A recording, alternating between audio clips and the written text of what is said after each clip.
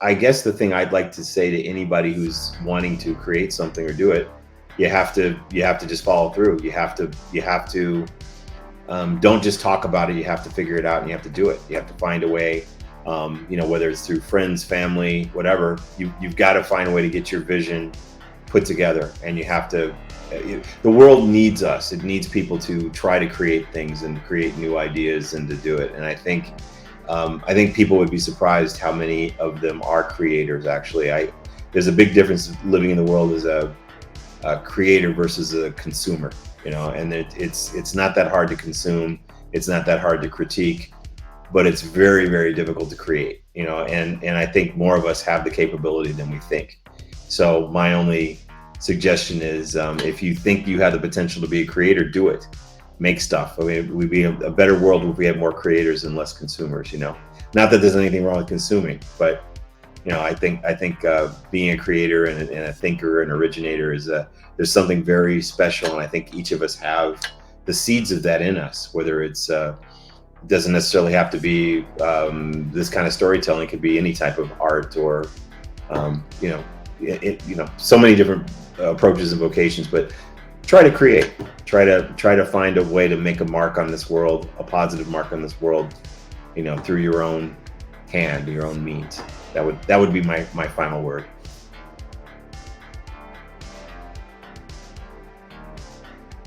Good afternoon, good evening, good morning, wherever you guys are. Thank you for joining us. Today I have with me on Plunge-POP on Plungecast show, Jeffrey Morris, all the way from America. So I'm quite looking forward to this. A fellow sci-fi person, filmmaker, as well as I'm looking forward to this because this is going to be interesting from what I've been watching and trying to catch up with Space 1999. Because I remember watching as a kid and then going, "What is this?" And without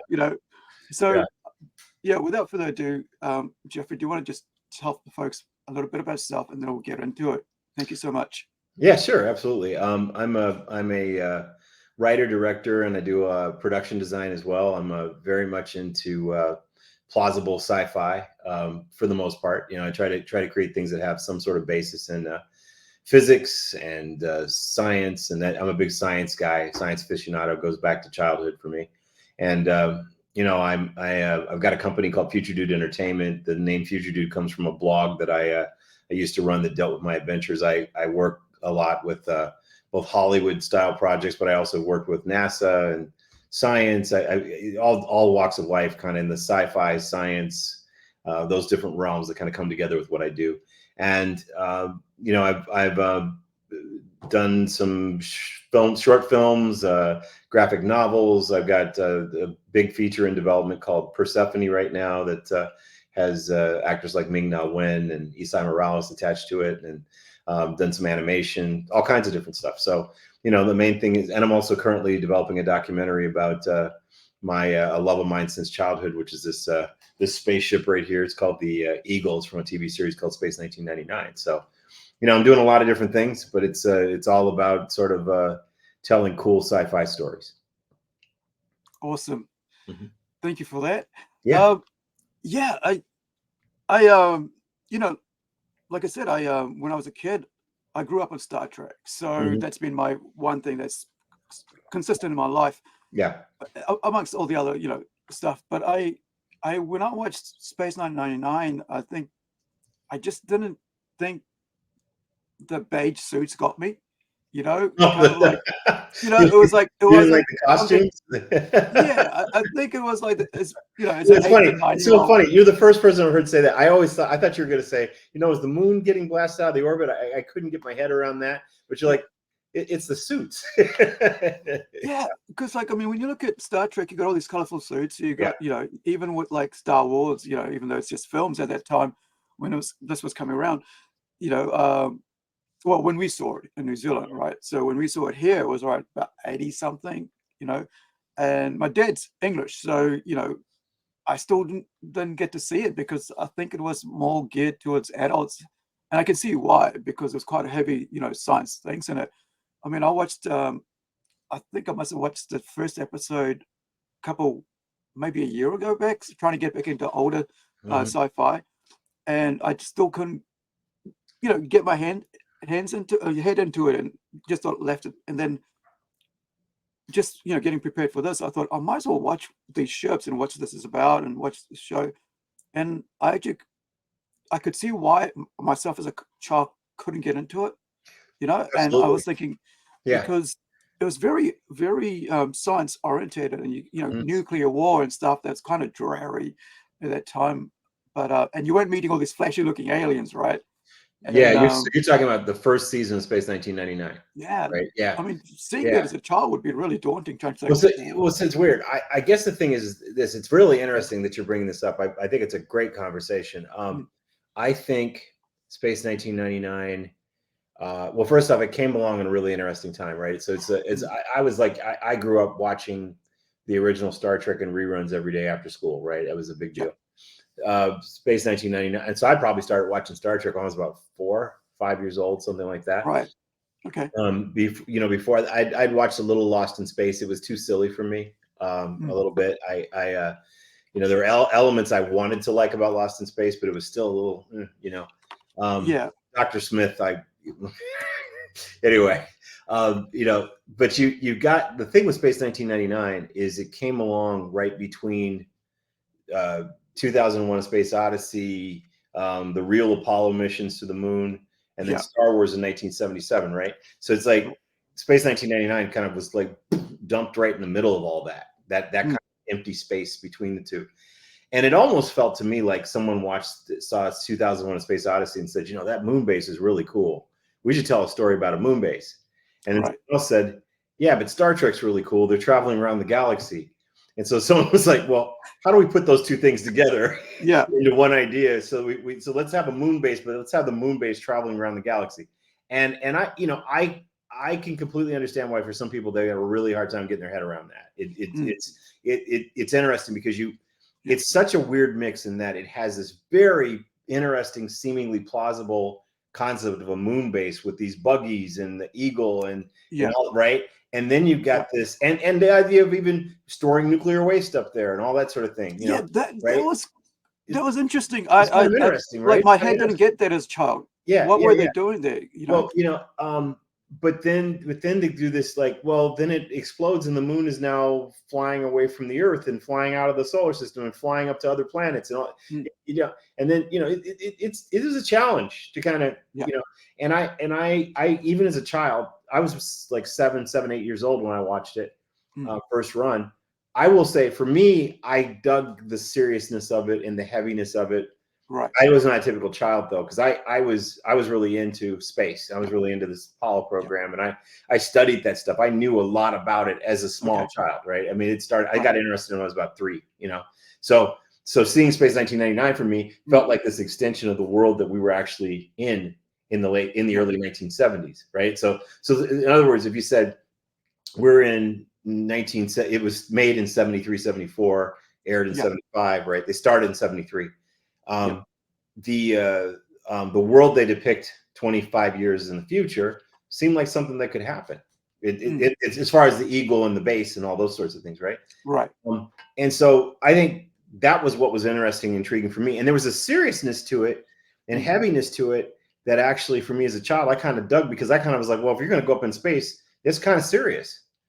There was a vibe. See, Star Wars made space fun. Right. And they did this swashbuckling kind of fun adventure thing. And it was almost going back to the old Flash Gordon and Buck Rogers serials and those kind of things, right? So it was back to that kind of fun of space. And you certainly had but even if you watch like Forbidden Planet, which is some ways the kind of a prototype for Star Trek in a way. Have you seen Forbidden Planet? You should watch it. I know the name so many times, and I'm sure I've watched it. Yeah, you got to watch it. It's about this ship that lands on this planet, and there's an ancient civilization there that used to be there, and all. It's a really cool story. But anyway, all I'm saying is that 1999 it's a weird mix, and it's an interesting thing. And I think there were elements in it that got a lot of people thinking and interested, especially kids. And I think that when they started releasing the toys and model kits of the Eagle and stuff, there are people that became more affixed on that even than Space 1999 as a whole, even though there are people who love Space 1999, and everything. Yeah. So yeah, I used to watch that show to get to see them fly the eagles around. Yeah, I want to jump back to you as a child and how you grew up now, because that sort of like sets up for us for later on what we're going to talk about with what's coming up with what you've got coming up with Kickstarter. And so, guys, if you're watching, just checking the chat. In the chat, there's the link to the Kickstarter. You can check out later, so make sure you check that out. But now it's like, let's go on a journey, your journey, how you got to this place, because there's so many things, awesome things you've done. And I mean, I've studied film, so I love the fact seeing a filmmaker and hearing about their journey and all that you've done and stuff. It just excites me because, like you said, you're watching this at 8 years old, or 4 years old. How old are you right now? I'm 55. Right, so you're 5 years older than me. So that's what. Yeah. Okay, So I'm a 73 born. So that's when these guys. Okay. Yeah. I was born right at the end of 67. So yeah. Okay. Yeah. All right. So tell us about growing up and what was home life like. I mean, nothing nitty gritty, anything like that. Nothing personal. Just in line with what you're doing with your film. Sure. Got here. It was childhood for me was it was an interesting time. There were a lot of different things going on. It was I'd say in the years kind of leading up to going to school, my mother had before my parents got me and my sister. They were my mother was a librarian, and my father was an aerospace engineer. So we lived in a world where my parents would ask me questions, and they would challenge me, and they'd make me think. It was very much like they didn't baby talk me. They were very, very they weren't like mean and strict or anything. It was more like they were there to try to inspire me and get me thinking and get me so that was a big deal. My father, he would bring home model kits or images of things. He brought me home a poster of the space shuttle 10 years before it launched. Right. He worked at this company that had that. So there were all kinds of really cool things that happened with that. And I was very much, I wanted to be an astronaut. That was my dream. And we would go to the library every week. And when I go to the library, I'd check out all the books on science stuff. I always checked out the space books and the NASA books. And I would see these projections of technology. And, NASA used to have a lot of books about here's where we're going. So, so they would show like moon bases and Mars missions and all these things, right? So I read about those things as a child. I'm like, man, that's where we're going. We're going to have space colonies. We're going to have this. I want to be part of that. I want to be in that, So that was a big part of that early childhood. And then I when I went to school, things changed a little bit because suddenly I'm in a situation where there was a lot of, we're just coming out of the civil rights movement, and I lived in an area where it was predominantly white, and there was a lot of racism. I mean, it was crazy, actually. And I think what started to happen to me with all this suddenly, I grew up watching TV shows like Sesame Street, stuff where everybody got along. Then suddenly at school, and like I'm suddenly like running into all this stuff. I'm like, what's going on? And I will say that at that point, science fiction took on a different form for me, because I could watch like the original Star Trek and go, well, I'm facing all this racism right now, but in the future, they're going to fix it. They're going to figure it out. So that gave a sense of hope that like on that bridge, everybody got along. On that bridge, you had all these different types of people and everything. So it told me that there's, and honestly, Space 1999 even meant more because see, Star Trek was 300 years in the future. This was really close. This was really close. It was like I enjoyed watching Carlo, just to interject, but I enjoyed watching Carlo, like just one of the guys. Is like you watch all the different people. There's Russians. I think there's from the accent I'm trying to figure out, and but there's about 2-3 African Americans or people there, and I thought that was really interesting at that time. You mean on Space 1999? Yeah. No, they were. I mean, they were English, but Jerry Anderson, the creator of Space 1999, he and his wife, they really thought that having a sense of diversity was super important, because they were like, in the future we are going to have all kinds of people here, and we are, so they, that was the thing when I watched that show, and you see women having all kinds of dialogue and being in serious capacities. That was, I mean, the co-lead of the series is a woman. So it was like, that was different. That was something really, really powerful. And then you literally would have scenes where you'd have 2 or 3 women and 2 black men in the same shot in 1975. Okay. Yeah. I don't people don't realize how much that meant. That was a big deal, you know? Yeah. So seeing that show gave me a sense of hope that the struggles I was facing as a child, that was going to get worked out and it was going to get better. So. Yeah, I found like when you talk about racism, like I'm Indian, right? So when I came to New Zealand, I came from a country that was native Fijian. So you had Afro-head Fijians, and then you had Indians. And then you have, but the Indians were also Muslims as well as Hindus. Okay. As well as South Asians who have their own religion as well, kind of. Okay. Yeah, South Asians, like Tamils and stuff like that. But like you only had two different people. But when I came to New Zealand, you had Maoris and you had Pakeha, which is basically Europeans or the indigenous Maoris. Okay. But I found myself as a target of racism because I was the darker skin. Right. So because my skin really is dark compared to most Maori people, which is probably like half that darkness. So I became the target of that. So when Roots started showing here, that really took on a very racist tinge for me, because I was like called Chicken George or Kunta Kinte, stuff like that. So people don't realize that like this is how it works everywhere. You know? It's human. Like, it's a human problem, and it's something anybody that different, right? It happens for different reasons, different ways, but it is a human problem, you know. And that's one of the things I get really frustrated here in the U.S. is that, you know, people, you know, there's definitely a history of racism. I faced a lot of it myself at times in my life when I was younger. But I mean, at this point, I mean, I feel like we need to move on. We got to get to work. There's stuff to do. You know, we can't be spending our lives dwelling on this stuff. It's like, it's almost like it self-perpetuates at this point, you know. And I just feel like we gotta move on, you know. It's like if you keep looking for something, it's always there. It's always there, and it's always there if you look for it. And I don't think the next move is. I don't know if people sometimes realize that they're actually they could be potentially generating what they think. You know what I mean? That's it. Right? You know, and it's really interesting, and it's something it's a skill I've had to learn in my life of when is it real and when is it not, and when is it my mind, and also at the end of the day, what does it matter, right? It's like people are going to think whatever they're going to think, you know.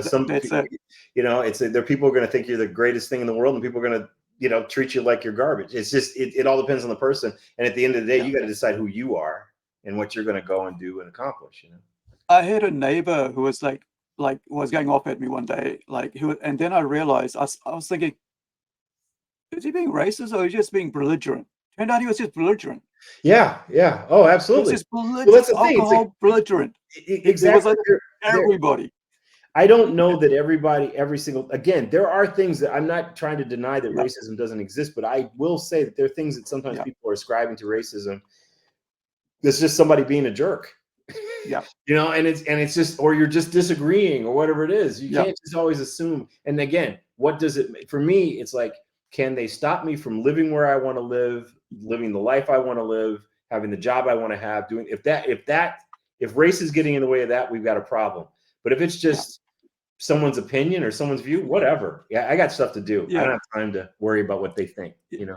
People just want to knock you off your stage, let's say. No matter what. Yeah. Exactly. Yeah. Yep. So let's say after you know, like middle school, junior high, what was it like then? Like, you know, with you being interested in the sciences. You know, it's interesting. So it was funny because talking about this industry, this started situation. So I wanted to be an astronaut until about the mid 70s and late 70s. And I saw Star Wars, and it was interesting because I know a lot of kids that were just way into Star Wars, really into the action figures and the story. You know, for me, Star Wars was about how did they make that film, right? It's like I was blown away watching Star Wars, going, man, for 2 hours I believed this. How did they do that? You know, and then I started thinking, wouldn't it be cool if all those NASA stories that I've seen that don't seem to be happening, right? I started seeing NASA was like, you know, suddenly we got this space shuttle and we're not going to Mars and we're doing it. Like all the cool stuff was suddenly starting to not happen. Right. Yeah. And I'm like, what? And the public was losing interest and it was all waning. I started thinking, man, someone needs to start making some movies using this technology in Star Wars, but do it to tell realistic stories. Like, why can't we tell a story about people living on Mars or traveling out in the solar system, stuff like that? That's when I decided I wanted to be a filmmaker. And I started on that when I was like in middle school. And I started learning how to, I got some of the Star Wars books and taught myself how to draw spaceships and design spaceships, and studying guys like Ralph McQuarrie and Joe Johnston and Sid Mead, all those kind of designers. I learned a lot about filmmaking. I started making my own little Super 8 movies. And so this would be about mid 1970s. This was early 80s. That this is when, for me. That's when I, kind of started between 11 and 14. I started trying to make my own little movies and doing stuff along those lines. Okay. Yeah. I mean, it must be like having parents like, of that caliber, like intelligence and, with jobs like that. It must be, I mean, just an interesting, like, I know a lot, I mean, I look at a lot of parents, like, because I come into contact with a lot of different people. Not every parent would be that encouraging of the kids. Oh, no, not at all. No, and I find that like, not at all. No. And you know what, well, my parents, I would say they were perfect. No one's perfect, right? I will say they certainly tried, and they certainly did everything they could to try to create an environment where I was empowered to be able to go forward and do something. And I don't think a lot of people realize the impact. There's all these people just kind of have kids, and I don't know if they realize the magnitude and importance of what a parent is, what the responsibility of a parent is in terms of really providing a roadmap and a path forward for their child. That's super, super important, and I'm very thankful to my parents for that. They both passed on, but they were definitely a positive influence on me, and definitely part of the core of what allowed me to move forward. I think, I mean, those early building blocks, I mean, to see your parents actually talking to you and engaging with you on a, kind of like on a adult to adult level, my parents never talked down to me. They never talked, they never talked to me like I was a child. They talked to me like, we're just talking, right? Yeah. And they never like underestimated my intelligence. And I think that's so, like, it's something I don't think a lot of people understand. Like, if you have a baby and you baby talk, you go, would you do, right? Okay, that baby is looking to that parent like, what are you? You're here to teach me. You're here to show me. And if someone puts gibberish out, that's delaying you. That's delaying the process. You see what I'm saying? That baby's mind is like, I saw this woman the other day just talking to her child saying, "You want to go bye-bye? Want to go bye-bye?" Like, what does that mean? You know what I mean, right? What does that mean if you're, and I don't, again, nothing against that. It's just that I don't think people realize, like, there's a responsibility here. I think we can get into this later, but the point is for me is that I feel like we are in big trouble as a civilization right now because we're losing our ability to critically think. And we, critical thinking is waning. I feel almost like the intellectual trajectory of humanity kind of hit its peak, and it feels like we're descending. And this all starts with how parents raise their kids or how they communicate with their kids. 100%. You know what I mean? Yeah. So it's such a huge deal, and it's such a big responsibility. And it's something like with my two sons, I took really seriously with them, raising them. So yeah, it is important. That's why it's like I'm saying that, because I think I mean, I look at myself and I look at my friend who was like, we sort of like, I think the two of us, even though we have similar sort of interests, you're more of like what I'd consider a nerd, right? And the intelligent about space and stuff like that, where you want to research that. Me, I'm like, I want to enjoy that, because I'm a geek. And so I found that out later in life what the differences were, because I thought we were the same. But then I realized that my brain doesn't work that way. It's really funny because, and I know it's something that's not a popular opinion at this point, but I actually don't even like ascribing to either of those terms, nerd or geek. And I'll tell you why. Because both of those terms, when I was growing up, were disparaging, very disparaging terms, right? Yeah. And they're disparaging. It's almost like people used to call gay people queer, right? And things like that, right? Yeah. And then people now have like taken on queer and they're proud of being queer and stuff like that. Yeah. And there's some folks who use the same thing with the N word and stuff like that. My Yeah. problem is, I feel like I'm gonna drive this home. I think that there's an anti-intellectualism which connects to what I was saying 100%. before about 100%. reasoning, right? So when I go back to look at the 1970s when I was growing up, and I think about how being smart, I started seeing it as being something that kids started looking down on each other for. Like they would look down on someone for being smart. They look at now I understand that they're like arrogant smart people who are like, well, I'm smarter than you, I'm better than you because I'm smart. I'm not. That's not what I'm talking about. I'm talking about just like, hey, I just like to read books, or I like to draw things, or I like to think about things, or I like to right. I mean, the idea that that's getting put down. So here's my point is that I've seen so many people who are just, I will tell people, they'll go, you're kind of a geek. I'm like, no, I'm just a smart, creative guy. That'll be my term back, because I don't have to ascribe, other than I don't need a term for it, because to me it's what we should be doing. I applaud people like yourself for wanting to think and wanting to read. You know what I mean? That's important. And it's like, last thing I'll say is like, I notice people saying things like, they'll go, yeah, I'm a nerd. Right? You'll say, man, you really know a lot about this subject, and they'll go, yeah, I'm kind of a nerd. And now think about that. When they say it, they say it almost like they're self-deprecating, right? I think that that's a social construct, that it's part of this thread of anti-intellectualism that's going on in our society. Could you imagine if we lived in a world where like we were encouraging and excited about people being intelligent, and excited about people reasoning? You know what I mean? I mean, I'm saying as a culture, I think we almost got there. There was a point we almost got there, I think, with when and internet hit. I remember when you were saying that, I was like, the reason I said that was because when I was a kid, all the regular kind of whatever would point out, those are nerds. You don't want to be like them. And I'll be like, but those are my friends. Right. Yeah. No, you're absolutely right. The mainstream kids. And one of my friends, the mainstream kids treated us like it was like that wasn't something that was like a positive thing to be a nerd or a geek, right? It was like something that was like negative. Now I understand people feel like we've reclaimed that, we've grabbed that back, and we're not letting them put us down. Good, that's great. But I'm still not going to sit here and say there's something wrong with me being a smart guy. You know what I mean? Or that I have to suddenly have a label for it. You know? Yeah.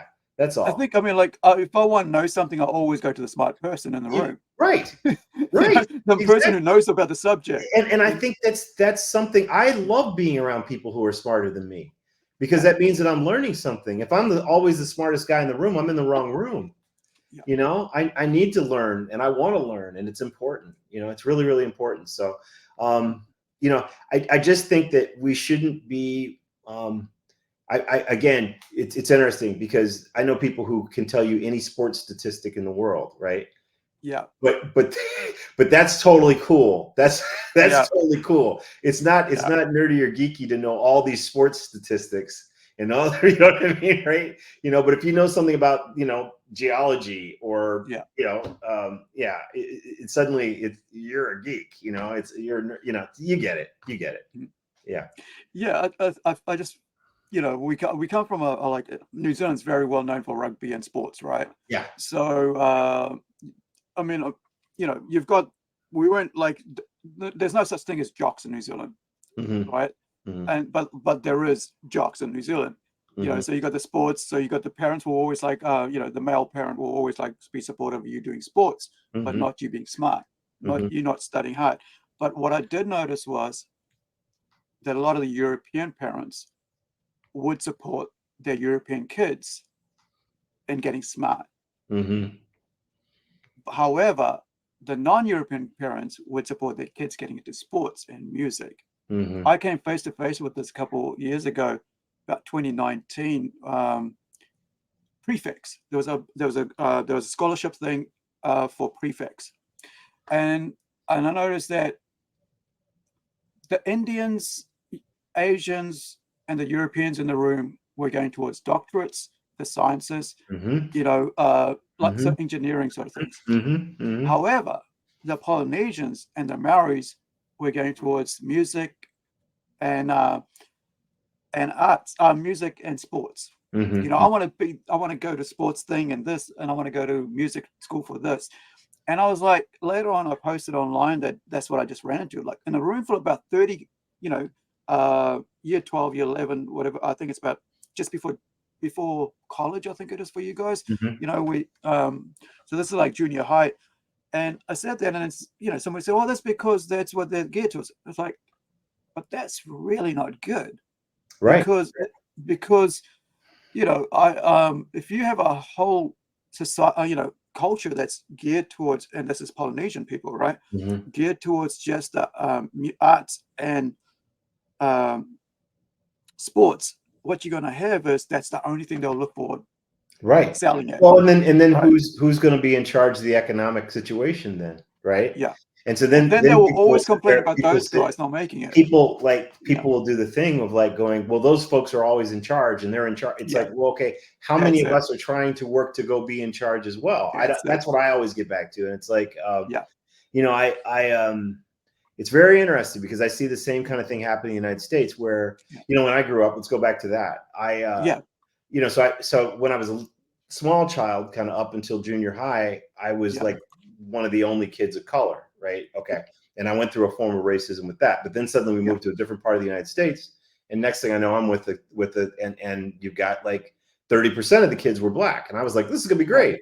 Well, it didn't work out like that. It turned out to actually be that then the black kids turned on me because they were like, you act like you're white. They would accuse me of being white. And I'm like, what are you guys talking about? It's like, did you guys know what I just came from?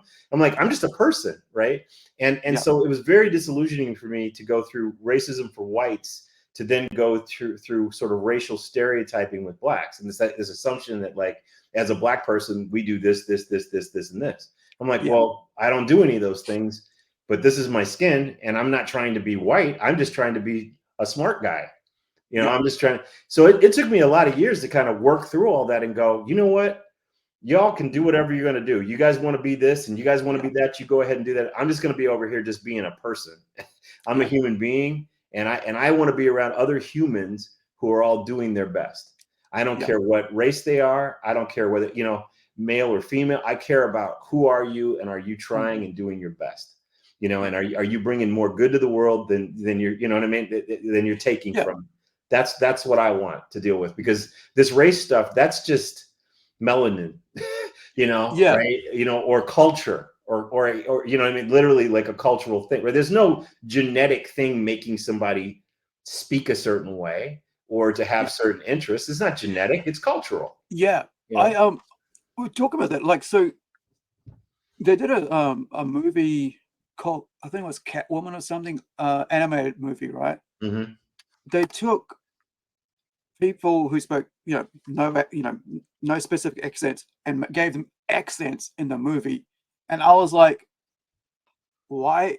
So basically it was like giving a Chinese person, an actor who was Chinese or Asian, who had to put on an accent, a Japanese accent. Right. And I'm like, it's like, it kind of diminishes, I don't know. I thought we were supposed to get, together more and not ignore those. Well, that's what I think. I mean, I think the whole idea, look, it's like, it's interesting to me because I look at myself as being part of a human. Well, here's the thing, greater sense. If you back way out and you're looking at the earth from afar, this is a very fragile, very tiny little element of the universe, right? It's like a speck on a speck on a speck on a speck on a speck on a speck on a speck. I mean, it just goes on and on and on. It's nothing, right? And yet it's everything for us, right? And here we are living on this planet, and the idea that we would be sitting, I can completely understand how in the past we had we came from different parts. We, obviously we evolved in the same area, but then we split up and we go in different places, and then we, evolved different cultures and languages and all these things. Then you come back together and you're like, whoa, who are you? Right? And there's all this. I completely understand how that happens, but at a certain point, it feels like we as a human civilization, we need to grow up. And part of growing up is to say, yes, we have different religions and different politics and different, cultures. We have different, melanin levels and eye shapes and skin, hair textures and stuff.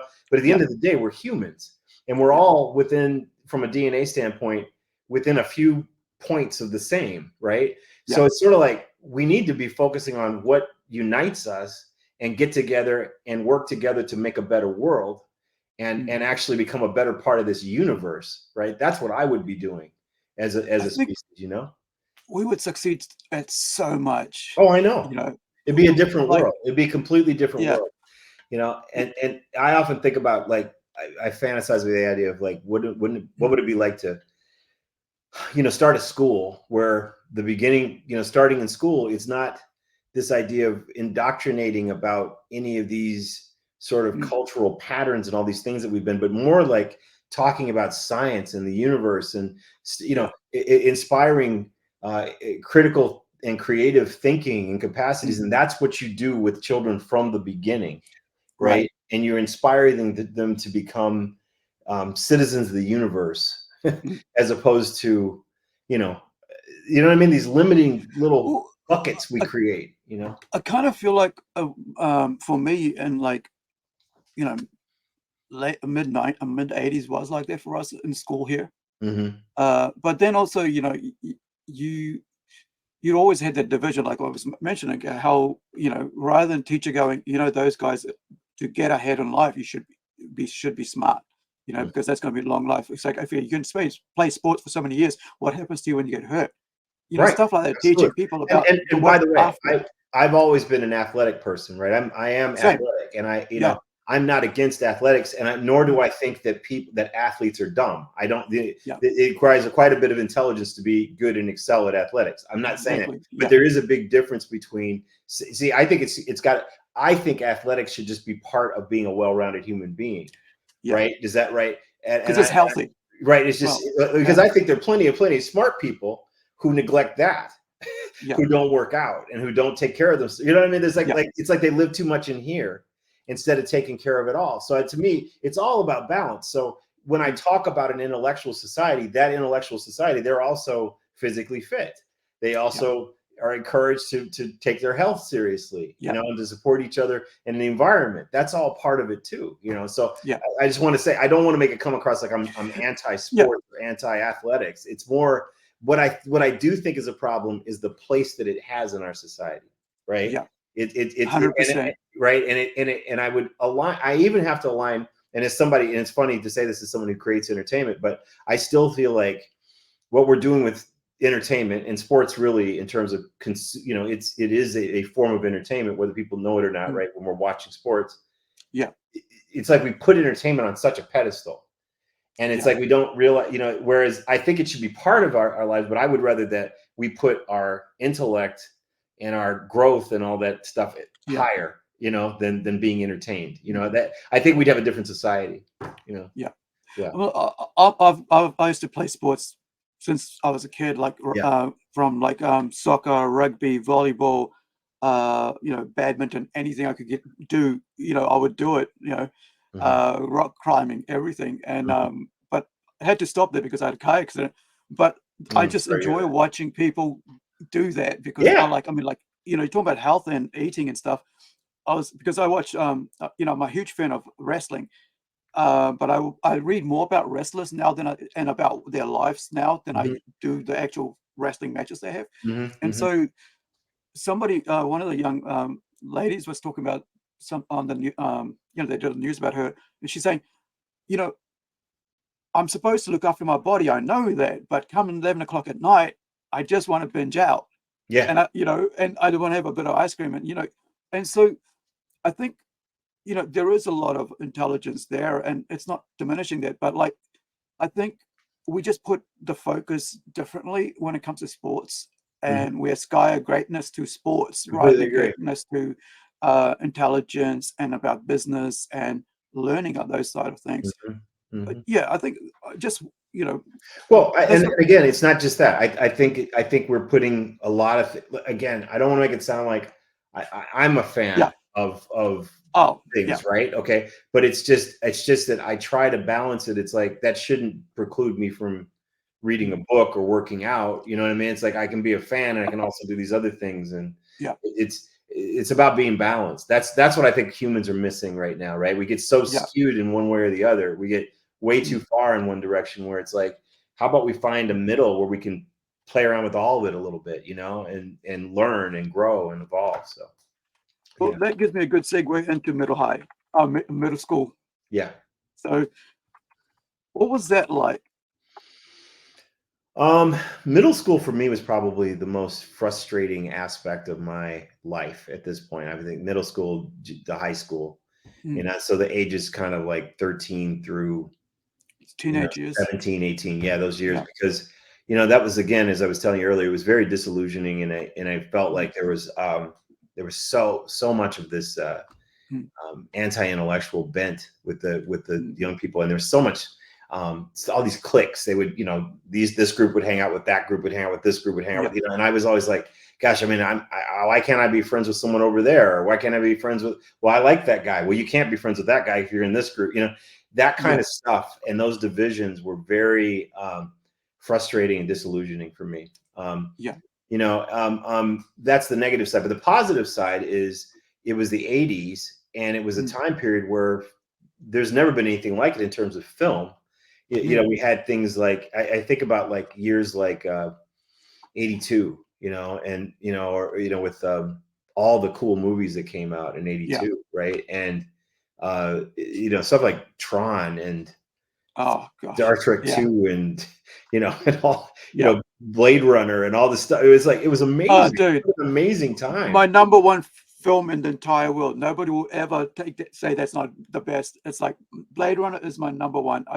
I started reading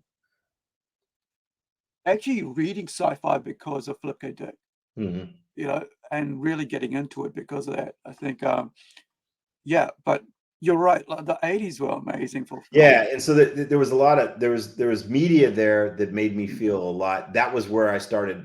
That was my survival. It was these, you know, great movies, and there were a lot of music that I really liked in the 80s. I kind of got in really heavy into new wave music and stuff, and there were all these bands I really liked, you know, and you know, by the time I got to college, you know, bands like, you know, New Order, Depeche Mode, Cure, you know, all that kind of stuff. So that stuff was really like, I started feeling less alone, because I was like, well, these people see the world kind of similar to I do. Yeah. You know, and that helped a lot, you know, to and everything. But yeah, it was a really interesting time, and it's certainly not a time I'd want to repeat. It was one of those time periods that I almost was like, can I make it through this? You know, it was very, very frustrating time period. But yeah. Like the teenage years is like, it seems to be the year you're already going through puberty and stuff, and you know, girls and all that, and on top of that, you're trying to choose what you're about. I think at that point is when you're trying to really define yourself. Of course, you don't until a little bit later, but I mean, and then you've got all the, you know, peer pressure and stuff like that on top that makes it really hard. I find like I really feel sorry for kids at that age. I mean, as an older person now. Well, and I think, you know, when I look at them nowadays, it's like it's incomprehensible, because they're dealing now with all the pressures of social media, and you know, and all the body image stuff, and all the you know, all the, you know, TikTok and Instagram and all this, you know, I mean, I don't even think we can even conceive of what it was to be like for them, you know, and you know, it's just I don't think so. Social media has not brought out the best in humanity, unfortunately. You know, I mean, look, I mean, it's fantastic that you and I can do something like what we're doing right now. That's wonderful, right? And I don't want to put down the idea that the technology, you know, it's good that it exists in a way, but I think that the way it's being exploited and used, it's damaging us in a lot of ways too. You know, so. But you're absolutely right. I mean, those are tough years, you know, and so I will say that I got a lot of inspiration for, you know, in a positive sense. They were also my formative years, and there were such interesting times in the positive sense, right? There's so much stuff that I learned, and I think, again, I don't think there's ever been an era like that period between 77 and 83. You know, 84 with movies. Oh my gosh. I mean, there's so many great, there's just never been anything like that. It was so interesting and creative, and really, there's so many movies. I just go on and on about it. So Terminator came out that time as well. Yeah, Terminator was around that time. Yeah. I think Because that was 84. But Terminator, yeah. You had Aliens in 86, which That's what I was just wondering when Aliens it came out. that's one of the best, movies ever made as far as I'm concerned. Yeah. Um, it's just an era like no other, and I just don't think that the 90s couldn't hold a candle to it. Not that there weren't a couple of decent movies in the 90s, but it was just like interesting movie after interesting movie back then. Yeah. Yeah. Yeah. I mean, there was, gosh, I remember Lady Hawk coming around about maybe just a bit later. Mm-hmm. But there was also fantasy as well. Like, so you had science fiction movies as well as fantasy movies. That was like, but then kind of like, I think about late 80s is when like the whole action movies took off. Yeah. You had Well, big it's kind of, names. I think it's sort of like Die Hard, like that was 88, right?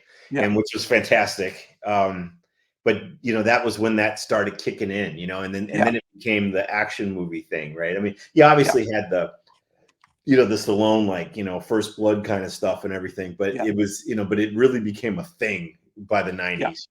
It was, and I kind of feel like by 1990, like it was, I think The Hunt for Red October, which was, I don't know if you've ever seen that, but I have. yeah, I love that movie. 89 you had The Abyss, and 90 you had Hunt for Red October. For me, that was my era ended then of the movies that I love, right? The movies that I was like, wow.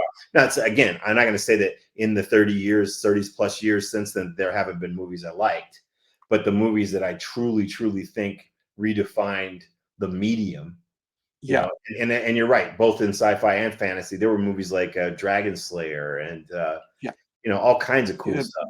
Beastmaster, gosh. Krull. Yeah. Krull. Yeah. Gosh, there was so many amazing stuff, because I used to be like in that time, like between about 87, maybe 86 till about 93 is when I had my own money, right? Because I was work and stuff, so I'd get like, it was like about 10 for $5 a week VHS, and so I would just go and go to work, go get 10, and then go home, watch, because I had my own video player in my room, because I was renting at this time, boarding, whatever, and so I would just watch, go to sleep, watch, go to sleep, and then go back and get the next lot. So I basically emptied out the entire store within 4 years or something, of all genres. That's what got me into love, film. That's great. But I think, I mean, everything, with CGI, that's one thing that really I want to talk about afterwards with, But so middle school, college? College, that's when I really started getting heavy into film. And I also studied political science, which is something that I cared a lot about. I've always been reasonably political. I mean,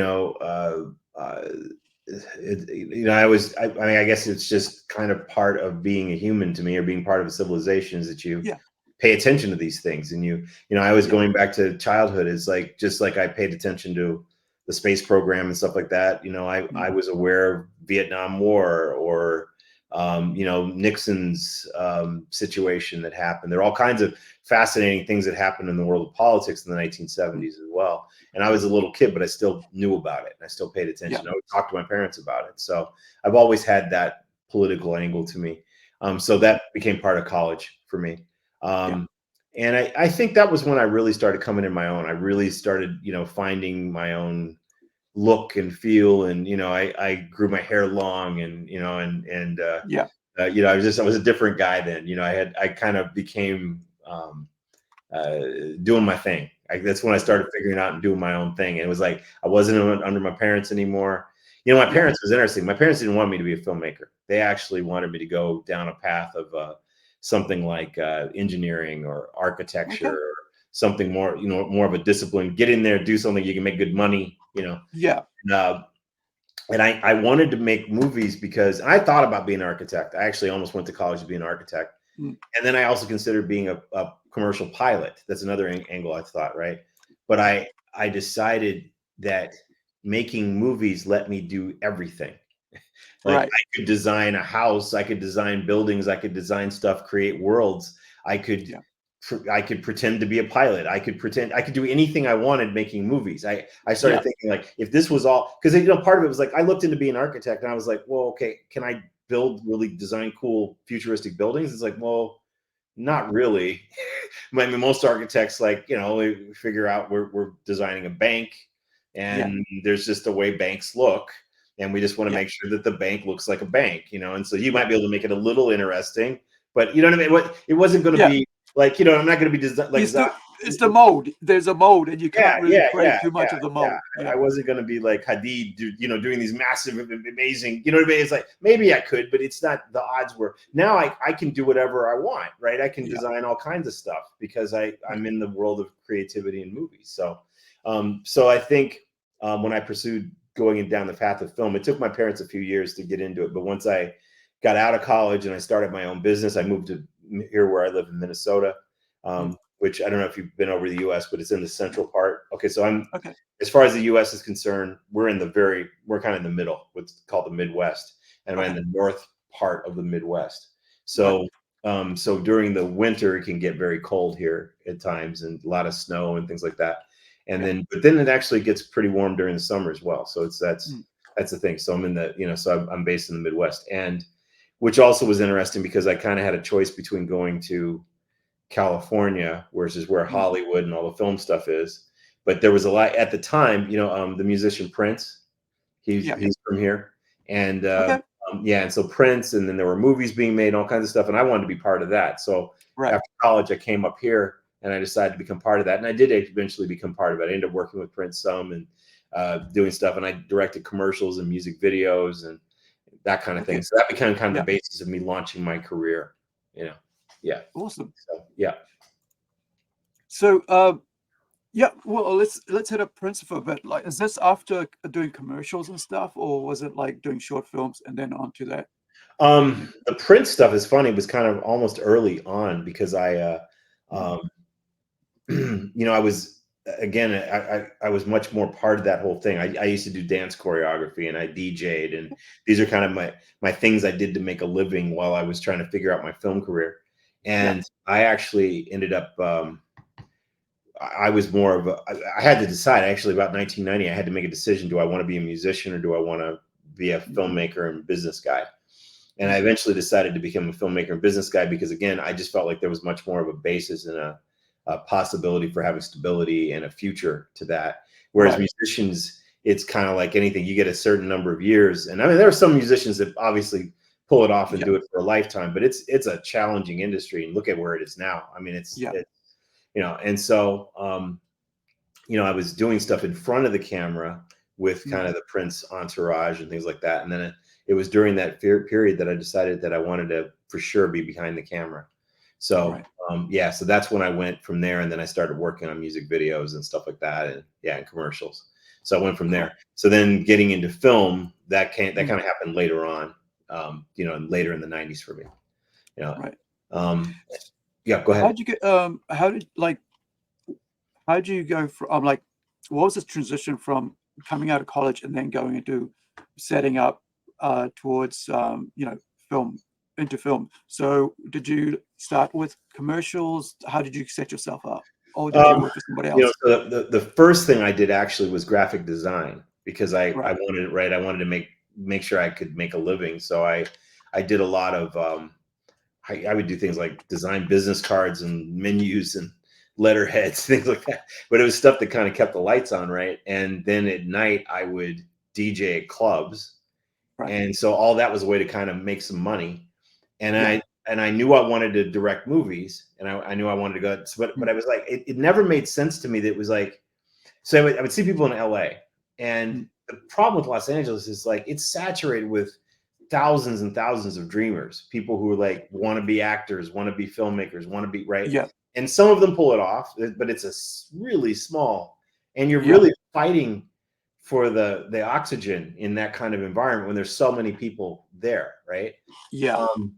And I knew I wanted to have a shot. So being in Minnesota, part of what happened for me is I started focusing more on learning how to be an entrepreneur because I figured if I learned how to do business, I would have a Yeah. basis to do anything. So I started learning how to, I worked with this grad student program at this university near me. And I was actually working with their grad students, and they helped me write my first business plan. So then I learned how Right. to write business plans, and then I started raising private equity. I got people Right. money into my company, which got me started. You see what I'm saying? That's how I got off the ground, is doing it like Yeah. that. So that was a really cool way to, it's sort of like that, teach yourself to fish thing. You know what I mean? It's like, and so Exactly. that was what kind of allowed me to start, because I figured if I learned how to do business, I could sustain this long enough, because the odds are against you when you're trying to make movies and you're trying to create stuff like this. This is just hard to do. They cost a lot of money, and it's also very hard in the sci-fi genre, because obviously with most sci-fi, you're creating the elements, like you're designing Yeah. things, building new worlds. You have costumes and sets and props and visual effects, and that's expensive. It's different than just making a movie about a relationship where you could shoot it in an apartment.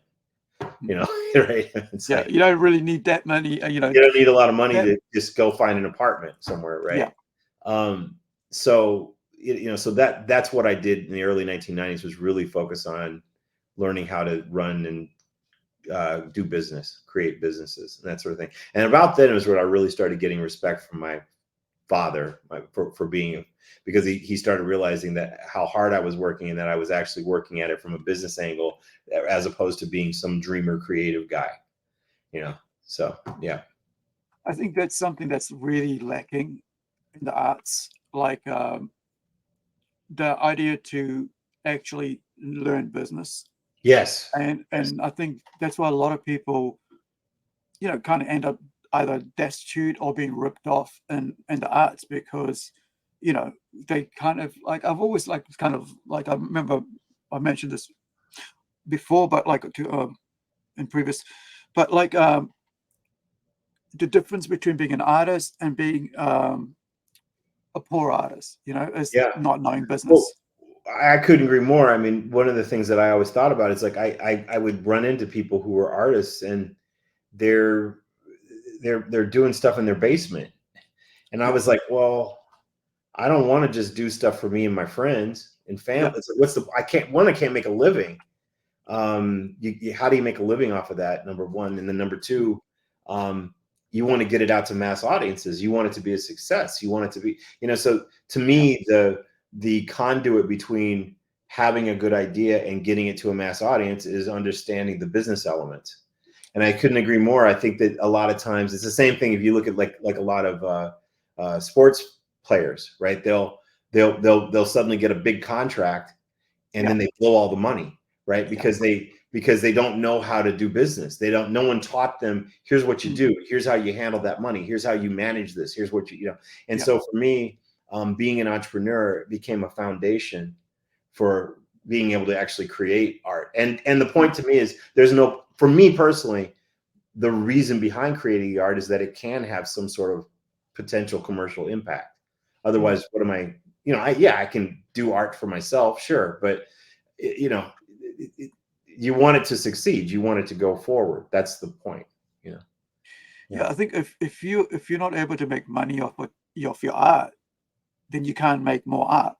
Right. And I Right. think that's something that a lot of people don't seem to understand, is like, sure, you can write a song, but if you can't make that song work over and over again and put money in your bank account to keep you fed, it's this idea. It's like something joyful, or just something amazing to be poor and to be an artist.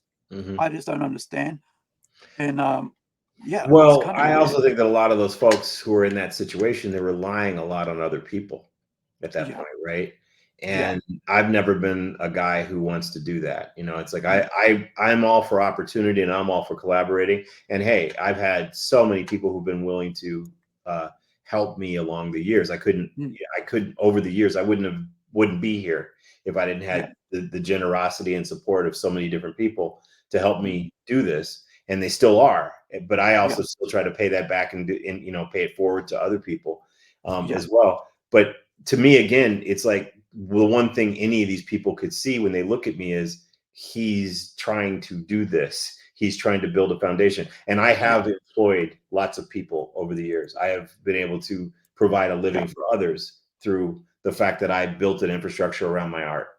I'm very proud of that. You know, it still isn't just about me. It's about the fact that I've been able to enable others as well. And there is that thing, like enabling, you know, you're not like just, and a lot of time that comes through actually doing stuff. I find that like if you're enabling people, people see that and then they buy into that and they support you even more because they see you setting up something for somebody else. So when I look at your films, I'm going, man, that's got so many awesome people in it. I want, you know, and then you look at the animation of Parallel Man and I go, wait, there's so many people creating that, those, you know, that animation and stuff. Well, you know, the interesting story of Parallel Man, actually, I went and I worked with there's a college here, the Minneapolis College of Art and Design. They call it MCAD. And I actually, back in like 2006 or so, I had a bunch of 5 and 6, I had interns who did their senior project with me.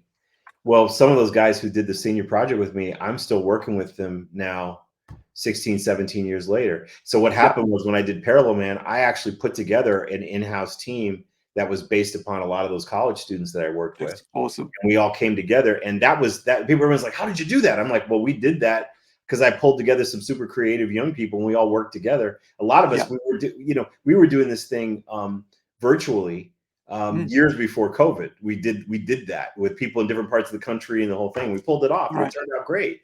So you get it. It's like, it's just, you know, you have to be willing to pay these things forward and work with people and collaborate. And, but at the end of the day, it has to have some sort of an infrastructure, and that infrastructure begins with business. That's the point. Yeah.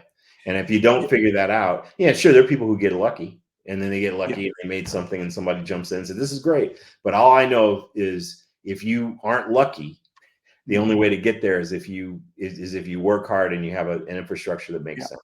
Yeah. Or if you've got really rich parents, you know, who are willing to, well, and I'm going to put that on luck.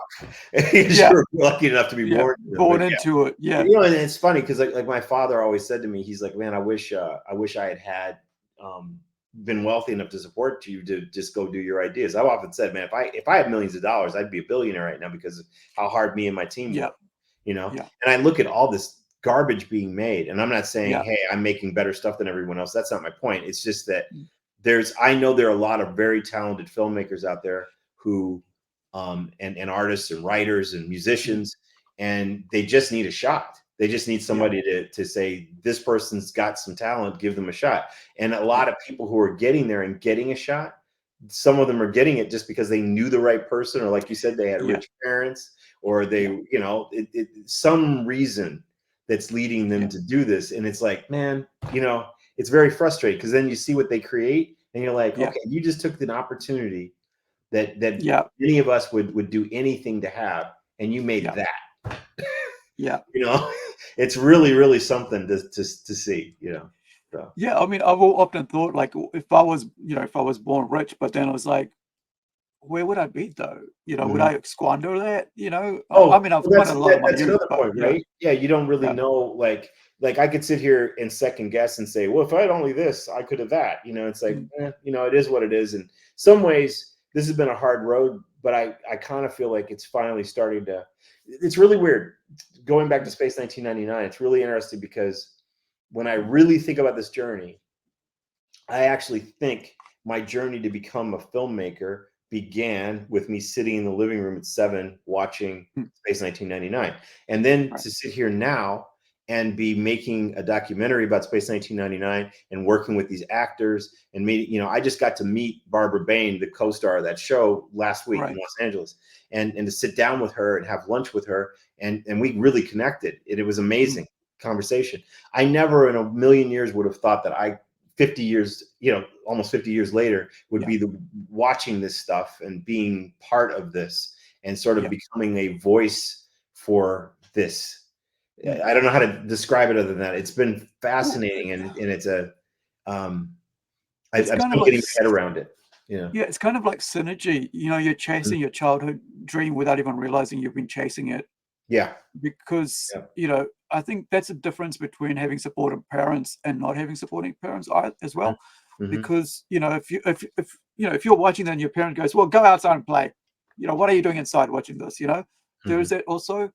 I think there is that balance, but I think you're right, we can't second guess, but also there's an opportunity. It's taking opportunities, if you Right. decide to take the opportunity or not. And I think a lot of times we just maybe get scared off taking the opportunity. What if you decide, well, oh, that's that, I won't talk to her. I won't talk to her because she won't even want to talk to me or something like that, and then decide not to talk to them. And next thing you're not talking to them, and now you don't have, talking to Barbara, or meeting up and talking about Space 99. But I think, all the little journeys and choices we make, bring us to where we are. But then also there's some missed opportunities that we don't take as well. Of course. Yeah. No. I mean, that's the whole point, right? It's like, what would you do if you could go back? But then where would you end up? I mean, there's nothing, the thing, all I can do is just try to be learn and be the best you can in whatever moment and situation you're in. That's all you can do. It's what is it? Road to less traveled or least traveled? Because sometimes we just want, sometimes you just want to take the easy road. But when you have some, when you're brought up with supportive parents, you're determined to succeed, or determined to go further and further than just giving up or turning to alcohol or turning to drugs. But when you have that support, you kind of like, here's where I want to go, and this is my direction I'm going to choose. Even with I guess some of the things you've faced in your life, you've still decided this is the road I'm going to stick with. Right, I'm going to stick with it. Yeah. So let's talk about some of the short films that you've made, and then we'll go on to the other ones. I mean, I've watched Peril Man, and I've watched Oceanus. Yeah. So which came first? We made them simultaneously. Yeah, it was two teams. Yeah, so I wasn't wrong to say which one. I had an animation team and a live action team, and we actually did them simultaneously. It's probably the hardest I've ever worked in my life, is doing those at the same time. So yeah. I saw Oceanus first, and it was on Dust, and I only recently just started going back to watching Dust because I've been watching it for a while, and then but then I got busy running stuff, and then I saw it, and then I was like, I might as well talk to this guy, see if he wants to come on, because I find this really interesting. Then I saw the other one, I was like, yeah, this is even awesome, and then I was like, oh wait, there was, I think it might have come across on Dust, but I think Observations, I had Robert on, and he mentioned, but I never actually saw the interview, so I didn't know nothing else apart from the fact it was on, you were making a documentary and so on. But how long have you been writing? Oh, it's interesting. You mean like screenwriting? Yeah. Or just did you start writing stories first, or did you go to screenwriting first? No, I started writing stories first. I mean, I think it goes all the way back to like first big story. I mean, I used to dabble with storytelling even as a child, but I think it was like high school. I was tremendously worried about nuclear war as a child, as a teenager, right? Because the United States and Soviet Union had all these missiles. Yeah. You had leaders that were posturing against each other, and sort of, Reagan, and I don't know. I just really thought there was a good possibility that we would have a nuclear war. I was very worried about it. I remember writing a story about, I used to be an avid cyclist. I still like to ride my bike, but I used to ride my bike back when I was in, high school. And I wrote this story about guys being out on a bike race, like one of those multi-mile kind of 100-mile bike races. And suddenly a nuclear attack happens. And it's about this guy who's just riding his bike, and suddenly a bomb goes off over there, and he's like out in the middle of nowhere, and he's trying to figure out what is he going to do. And he's walking after, and he's lost his bike and all this stuff. And I wrote this story. I think I was like a sophomore in high school, and my teacher was like, "Are you okay?" When she read it, she was like, "Wow, okay, maybe you should see somebody."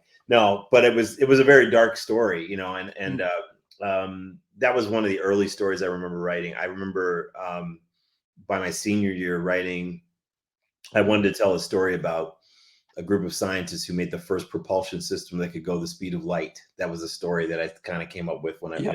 and that was a very optimistic, positive, cool story, And this idea of like, if they could create this ship that could go this drive system, then could that open us up so we can travel to other stars and travel to other, see other things. So that was a fun story. That was one that was probably the first script I ever tried to write was when I was about 17. And then I really didn't do much with it until I had some stories that I played around with, and I did them in different visual mediums. I tried to play around with like comic book style stuff or illustrated stories. But it was the LA riots in 1992, the Rodney King situation that and having had kind of a unique view of race, I decided to write a screenplay about a white reporter who goes and lives in the inner city after a big riot kind of situation, like what happened with that. And it was nothing sci-fi about it at all. It was just a straight up social discussion. And I wrote that script and I submitted it to an agent, and the agent took me on. They liked the script. Now it was sent around Hollywood and people looked at it, but everyone was like, we're not making this movie. They're like, we just survived this riot. We don't want to make a movie that's gonna, that could incite. But it helped people see that I had potential as a writer, which was cool. And so that was sort of the beginning of it. I actually did a little bit of screenwriting development work for a few episodes of Star Trek. One of them would have been produced if there had been an eighth season of Next Generation. I did a story about Worf, and my buddy Ron and I wrote a story about Worf and this idea that there were this cabal of these people in Starfleet that didn't want Worf to become a captain, and they wanted to keep him because he's a Klingon. And the whole idea was like dealing with this idea of racism and glass ceilings, where it's like, okay, we're happy to have you here, but we're never going to let you be a leader. We're never going to let you be in charge. And we started taking from things that both of our fathers had been through and some of the things that he and I had both seen. And we really wanted to do it as a parable for racism in corporate America. And it was a story about Worf. So we wrote that one, and they canceled the show, but we submitted it and they really liked it. And it's something that was so Gene Roddenberry. It's a total Gene Roddenberry kind of story, So, Talk about glass ceilings. My dad, who's European, and he said to me, like, if I was taller, I'd get promoted one time. About himself or about you? Was he about him? Like he said, if he was taller, he would have been promoted. Just because he was shorter, he didn't get promoted. And he knew that. It was kind of like the thing. But he also, like, talking about myself. So there was a chance for me to actually go to, I guess, level 1, whatever you want, the high tier schools. But somehow, because I was Indian, they wouldn't let me go through. But I ticked all the boxes, which was like from a middle lower family and so on, and from a town and socio-economical, lower township, everything. And then it was suddenly like my dad said, they just turned you down because you're Indian. And I was like, imagine what my future would have been if that was that trajectory. And I think that's why, like, a lot of times now I just don't think about what ifs anymore, because I mean, there's always all sorts of roadblocks people put. But I think the Worf story, I was kind of wondering, didn't they Terry Metalis do something similar to that right now, in third season of Picard with Worf? Not that I know of. I mean, Worf has obviously been through lots of stuff. He's been an ambassador. He's done all kinds of things, right? I think season 3 of Picard, Worf was pretty much he was working undercover, right? He was he was working undercover, and he was trying to figure out what was going. I think he was really trying to figure out what was going on with the changelings, right? And the changelings being back and all that. So that was But I think I love the third season of Picard is the only true Roddenberry that I've had. Oh, well, that's the only Star Trek that has actually felt like Star Trek since probably some aspects of Enterprise. I mean, it's like I just, for me, I don't feel like they've been making Star Trek Star No. Trek, and I don't get it, and I'm not, I'm not the audience, so that's fine. People who like it, cool, but it's just not for me, so I'm not. And it's funny because I'm not somebody who is not against the idea of reboots. I really dug the Battlestar Galactica reboot. I thought it was awesome. It was amazing. I actually had no problem with Star Trek: The Motion Picture, the changes that happened there. I didn't have any problem with Star Trek: The Next Generation. There were a lot of people who were naysayers early on in Next Generation. I totally was open-minded and interested. I liked Deep Space Nine when it happened. I thought it was great. But I gotta be honest, I kind of think that from Voyager on, Voyager started getting a little iffy for me. Well, more than a little iffy. But it was just a little Voyager to me. I called it Next Generation light. It felt a little light, and it didn't feel. It felt that at that point it was like product. It was like you know what I mean. It's like Next Generation, Deep Space Nine. They both were stories that needed to be told. They were awesome. And then by the time we got to Voyager and Enterprise, it was like, well, we got to keep some Star Trek on here. What are we going to do? We got to keep making some Star Trek, And so by the time we got down to the end of Enterprise, I was like, it's a good idea. Let's just take a break. You guys need to just stop because we're losing ideas. We're losing momentum. And so actually when the idea came up that J.J. Abrams was going to reboot it, I was like, cool. I think that's actually what it needs. It needs to get rebooted, but then when I saw what they did, I was like, what is this? I couldn't believe it. I was just like, it was an absolute disaster to me. It just wasn't, I'm sorry, we're going off on a tangent, but but I mean, it kind of feels like, they're not showing respect to what the show's about. And which is why, I think that's like, I think indie creators, because they're hungry to create, to tell their story, have a greater chance now to be creative. Especially with Kickstarter, with Indiegogo and other funding sites, crowdfunding sites. There's so many, opportunities for indie filmmakers to be out here to find an audience, and to find backers and stuff, which is what I love. I mean, as myself, as a comic book writer, being able to tell stories and have somebody, be out there, once you've made it, getting it ready, put out there, to have people out in the ether of crowdfunding say, okay, I'll back that.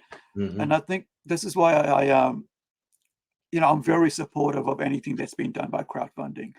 Or anybody who's out the there. thing is interesting. Like our crowdfunding campaign right now, we're over 20% funded. We've got a long way to go, but I'll tell you, the average Kickstarter, there have only been 0.67% of Kickstarters out of 80,000+ projects have gotten as far as ours has. I mean, so being at over 120,000, that's like a real accomplishment. And what that says to me is it proves that this has got some momentum and some interest, So now what we're going to do, we have several, new programs, new benefits, things we're going to be putting out in the next few days that I think will energize the fandom, and I think we'll still put it over the top. We've got a long way to go, but we're being smart. We're learning from it. I think we really saturated the 1999 community with lots of ads, lots of stuff. We wanted to back off a little bit, give them a breather.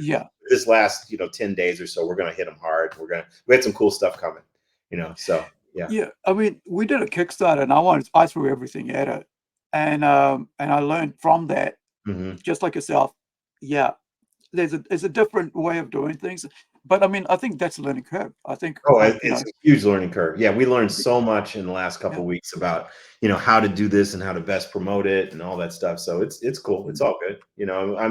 I'm very, very humbled and very proud that I have people from all around the world reaching out to me saying, I'm so excited that you're doing this. I'm so excited to hear this, and so one way or another, I'm getting this made, it's going to get made. So it's inevitable. So, I just had a thought, you could sign photos and send them out, because the reason for that is it doesn't cost that much to just mail something out. Whereas if you like comics, it costs about $20 to mail a comic book out. But if you're sending out a photo, it's it's kind of, I mean, that's just my head. I'm Yeah. always thinking about how it makes Yeah, no, things, no, no. you know, easier. What we're doing. We're actually going to be releasing an original blueprint of the Eagle that's done Awesome. by one of the Star Trek artists, and That's then amazing. John Eves, who designed the Enterprise E, and he's a great prolific Star Trek artist. John's Yeah. going to do a print of the Eagle, and he's creating his own, and we're doing that, and we're going to make that one of the goals as well. So all that stuff's going to be happening in the coming days. It'll be great. We're yeah, it's some cool stuff happening. And then Nick Tate, who played Alan in the show, he's actually going to do a big call to arms video for us that we're going to put out in tandem. So, you know, remember, they're Kickstarters that got funded in minutes, right? I mean, we just have to get the word out. It's all good. Yeah. I think we've got enough momentum that when people go look at it, they'll go, wow, that's actually pretty good. How do we help them finish this? So it's good. Right. Yeah. So we're going to go through the entire Eagle has landed in a little bit.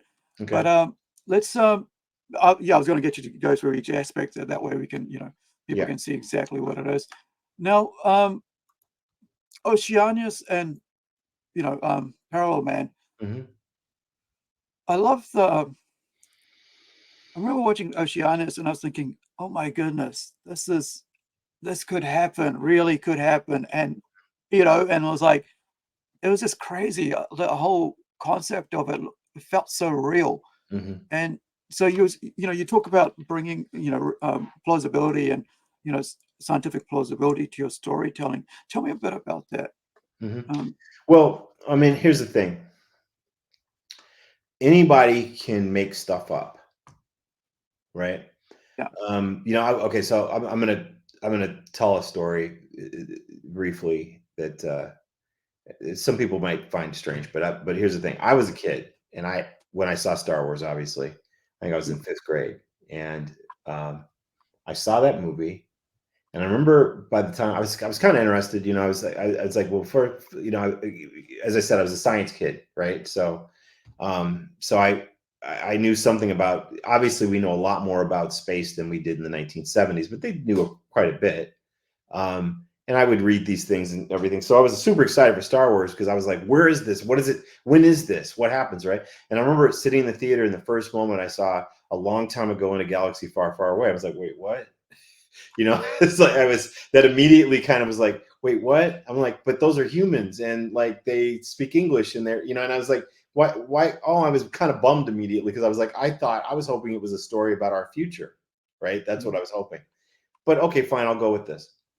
But the science kid in me was watching Star Wars. And I was like, well, this is cool. It's fine. We're on this planet, and, you know, and Tatooine seemed really cool and interesting. But then they got to the cantina. And I remember watching that, and I was going, wait a minute. Okay, so you got all these different species. So like, how are they all breathe the same atmosphere, and they all can handle the same gravity? And they all want to hang out in a bar, you know, you know what I mean, right? And it was really weird for me. I had a really hard time because of knowing the science. I was like, I don't get, like, this couldn't happen in real life. You wouldn't have all those different species being able to be in the same. The reason why they look the way they do and they're different is because they would have evolved in different environments and all this stuff, right? So how would they all be able to just all be here, right? Now people would say, come on, man, it's just a movie. You know, and you know what? It was just a movie, and I enjoyed it, and I liked it. But that was the kind of thing that made me think as a child. I was like, could you make a movie where you actually look at the science of things and you say, I'm going to tell a story, but I'm going to force myself to be fit in these parameters. And my parameters are plausible science to the limits of whatever our knowledge are, plausible technology within the idea of what could be projected or what might be able to happen, right? So we're not going to just go make up artificial gravity, for example, right? Like, how does artificial gravity work? What does that? You know, now Star Trek's super good, at least used to be really, really good at making up its own sort of physics, you know, with its terminology, the technobab, right? You know, I mean, LeVar Burton, God love him, he was so good at just rattling this stuff off, and you're like, yep, bro, yeah, I believe everything he's saying. I completely get it, right? You know, but so Star Trek was pretty good at making up its own parameters of it. But if you look at like some of these other stories, Star Wars, I call it space fantasy at the end of the day, right? because it's fantasy. It's still, and just because it has some robots and some spaceships doesn't mean the spaceships could really fly. It doesn't mean they couldn't actually. There's no physical means for those ships to fly the way they do. They look cool, like an X-wing, for example. There's no thrusters on the X-wing to make it move in those positions, and they fly like airplanes, right? Now, again, super cool. I'm not putting it down. Love it, right? But I was thinking, like, how would a spaceship really fly in a space battle? When you look at spaceships, they first off, they're not airplanes. They have these thrusters on them that fire, and then you'll fire and change direction. And then another thruster will fire to stop your rotation or change your it's pitch, roll, yaw, all these different things. And it's actually really interesting. And so I've thought, man, what if we limit ourselves more? And so I've got what I call my 85% rule with most of my stories. Parallel Man's not meant to be real. That's what I call a techno fantasy, right? Yeah. It's a fantasy because we're chopping universes and all that stuff. But something like Oceanus and my movie Persephone and things like that, I'm using this rule of saying we got to get this like 85% plausible, and then leave ourselves like room for about 15% speculation, 15% fun, because audiences don't want to see a documentary. They don't want to see boring. They want to have fun. They want to see something that's awesome and cool. So that's why if you made it 100%, then as far as I'm concerned, at that point you're making a documentary, But so this 85% rule is a big thing for me because that's the basis. So when I do something like Oceanus, I really looked at like, well, how would you build an underwater city, and what kind of vessels could you have, and how deep, and one of the things we did with Oceanus, like with the submarine, we were actually limited in the shape we could build, and everything. So I created something that was more of sort of this underwater race car. But then you've got issues of pressure and stuff. So, we don't go into it in the story, but our operating principle was that at this point in the future, you have clear ceramics, and you have transparent aluminum, which are things that are really happening. And I was like, well, if you have shapes like that and stuff, and these things are able to maintain this tensile strength, you might be able to have different shaped craft underwater than what you normally have in with a typical submersible.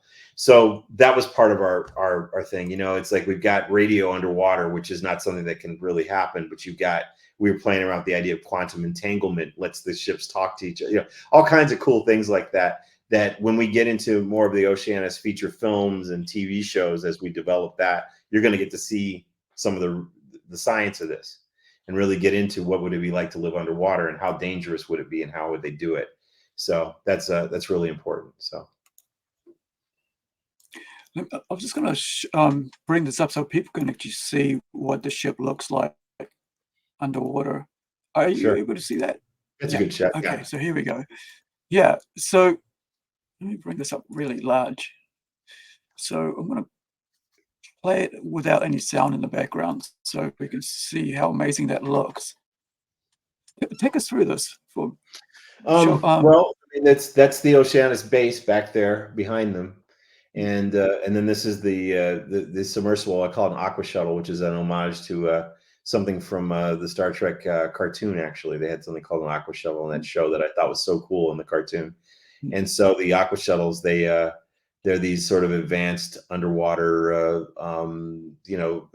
hot rods that basically use these magnetic drive systems to squirt the suck in seawater and squirt it out, as opposed to using screws and typical systems, and everything. So that's part of how these things are able to travel underwater at these high speeds and everything. So, and then we built this set. Actually, it was constructed up in Vancouver, and then we shipped it down to Los Angeles, and then we filmed on a soundstage with a bunch of blue screens and and lighting effects.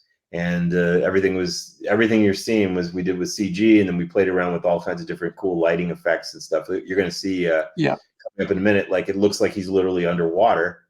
And the way we did it was we had these cool Mylar reflectors, and we shined lights into them and shook the reflector, and it gave the shimmering effect. They were underwater, right? So then when you composite that with the other background elements and you overlap flares and stuff, it really starts to come together and become something really believable, So that's a big part of what I was trying to do here, was create something that had a cool look and feel to it, you know. And, yeah. Did you like with the actual set there?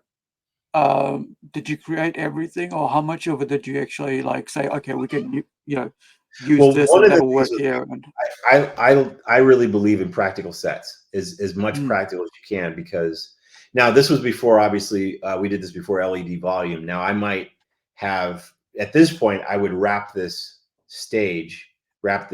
set with LED volume and pre-build the imagery and then project it on the LED screens, right? But this was before that, so this was all lots and lots and lots of compositing work to do this, right? Every single shot. But the actual set, physical set, we designed and built that. I led the it design looks team on it. awesome. Yeah, thank you. Yeah. Yeah, yeah. That's I really want. that's what really got me. That's what really got me about this is the fact Mhm, that it was so practical. And mhm, I mean, you've got your CGI, that's great, but the actual fact that they're actually in that place around them, that's mhm. real. And yeah, I was just like amazed at that. And I was like, this is really cool. It's got this real beautiful blend, what you can Yeah, do and what, this is also like an homage for me. Like I really like movies like Star Trek: The Motion Picture, where there was some beauty to the visual effects and the sets, and there was everything. It's like nowadays I feel like everything's moving so fast, and we're always trying to yeah, move through it, and like you can't enjoy visual effects. You can't, like, I don't, half the times in some of these shows I don't even know what the ships look like. They move so fast, right? And yeah, I'm just like, and I feel like a lot of it's almost like a video game influence or something. Whereas this, I yeah, was really trying to make more cinematic and more motion picture like. That was my goal. So yeah.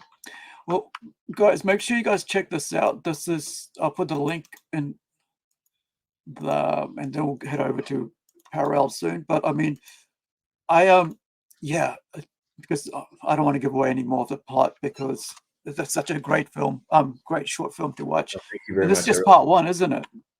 Yeah, well, here's the sad part is we actually I wrote several versions of the screenplay to kind of continue this into a full film. Mm, And then the problem was with the Hollywood, it's like, well, those actors aren't big enough names. You got to recast it. That's what I yeah, started hearing, which really frustrated me because the actors were awesome in this. They were absolutely great.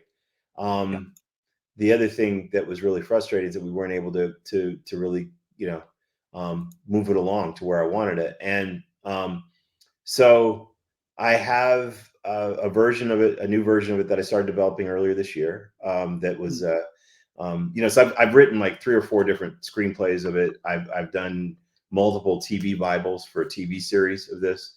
But mm. at the end of the day, I think we're going to reboot it as a movie. Right. And So you're talking about I feature actually, length? I'm sorry. It's a feature length, 90-minute Feature film. length movie, yeah, in theaters. We actually have been, we're working with a European company that Mm, actually has a lot of interest in turning it into a big feature. And Lance Reddick, who, mm, the actor Lance, he passed away earlier this year. It was yeah, devastating because Lance and I were actually working together developing Oceanus feature with him as a lead. So right.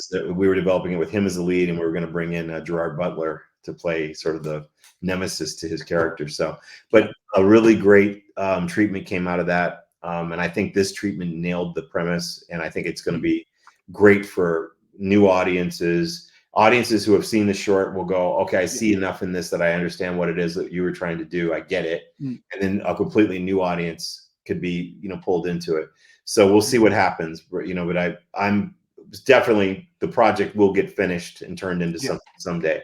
And because it's a heck of a story. I mean, the whole idea for me was, what would happen if you were living underwater yeah, and then suddenly that's the only choice you have is to live yeah, underwater, right? It's like, yeah, so, literally, like the underwater civilization becomes the civilization on Earth. That's the basic premise of it. Just to, and then what happens to the people living there, and what do they, that kind of thing. So so like, I mean, it kind of feels like a reverse water world because there's no land, and now you just got, instead of being able, because you can't live above the water, so you're mhm. stuck underneath Yeah, in there's this, a there's on there's this something that islands. occurs that makes it Yeah, impossible to live above the surface, I and so just, yeah, then it's, at least for a long time. And so it the feels like, question is, once that happens, what happens to the people who are living mm, underwater, and how do they survive? And then also any other factions or groups of people who live underwater, They're fighting over the resources and everything down there. There's a whole thing. It's a dark premise, but I think it's one that could challenge us and talk a lot about what it is to be human right now. That's what I see the story being. So Yeah. that's what I Do you want. get along, or do you just like, it's the same old thing, isn't it? It's like, there's always somebody wants something that you have, and how far will they go to get it? They have You to know, figure it out. They have to figure it yeah, out because it's like there's only so many of us left, and if there's only so yeah, many of us left, we have to do better. We have to change, yeah, and that's what I see that story. Honestly, I would be very happy about just doing a story about an underwater city, right? I think yeah, that'd be just fine. I think that the problem is that when you're dealing with Hollywood and Hollywood financiers, it's like, well, yeah, but where's the hook? Where's the meat of this thing? Where's the stuff that I can chew on? And it's yeah, like underwater city. That's not a movie. yeah. Okay, so It's the that's same idea. It's the same idea. The actor isn't well known enough, or they're not, right. actress isn't well known enough. They So call you it need to, major elements. It needs major elements. yeah. That's the thing. So. What's going to make people, come to see it? Mm-hmm. I think one of the other things I was thinking, like, I mean, a lot of times now, people just want to see a good story. Doesn't matter who's in it. Right. If That's it's right. a good story, it'll Mm. sell itself. Well, yeah, but you But got to. then again, The problem is you got to yeah, fund it. The, that's it. That's the the other problem part. is that you're not going to be able to fund that good story unless you have the elements that they're interested in and believe in. Otherwise, they won't give you the money for it. That's the problem. And so even even with like my film Persephone, we've been struggling because they want this really small number of A-list actors to be in your film, and if you don't have one of those actors, so then the problem is now everybody's after those same actors. So it's just it makes it almost untenable, and I think that's part of why we're having writer strikes and SAG strikes and things like that, because the industry is becoming bankrupt. It just makes no sense the way that it makes no sense that I could make something as great as that short film and not have studios going, let's go do this, let's go make. That's exactly what we thought we had, and we have fans all around the world who love that show, love it, and they're like, well, where's more of this? And I'm like, I want to make more too. I don't, it's like, I sat down with Netflix and showed it to them, and they're just like yawning. I'm like, what's going on here? You know what I mean? It just made no sense to me. So I think one thing is, if I could go back, I would have figured out how to shoot another week and a half and make that into a full film, instead of just, because I think the problem was we thought we can make a short and that short will get interest and we can go and get it done. And I think we would be much better if we just made the whole movie. I think it'd be a completely different world if I just figured out how to just make the thing, Because I think, like, I guess it's like having a product and then having a product to show. And it's like at the moment all they want is product. They don't want you to come up with an idea. They just want you to have have it. Here it is. Here's my pizza or my burger. Not like this is what you do to get a burger made, kind of thing. I don't know. It just kind of feels, but I think because of strikes, it might actually be better for indie creators. No question. In my mind, I think it actually is going to help. I really do. I think it's going to help. Yeah, for sure. Because there's lack of, there's what's that, 100 days lack of product. So now they'll be like, which product? But also, they're finding out that people want good product. And at the end, as we say, product being what people view, but entertainment, they want good entertainment and great stories. No question. I mean, if you don't get it where it's regularly going to come from, they're going to go where they can find it. And I find that's where indie creatives are really, raising the bar, to be honest, I think, because, like crowdfunding, I said earlier, crowdfunding's allowing really great stuff to come. I've actually just saw Jason Howden, who's a New Zealand film creator, who did, what's that, Guns Akimbo? Also Deathgasm, horror movie writer, right? Oh, sure. Yeah. And so is he in Australia or New Zealand? He's a Kiwi. He's New Zealand. He's New Zealand. So, okay, that's right. Okay. Yeah, so he's just put up. I've seen his too. Yeah.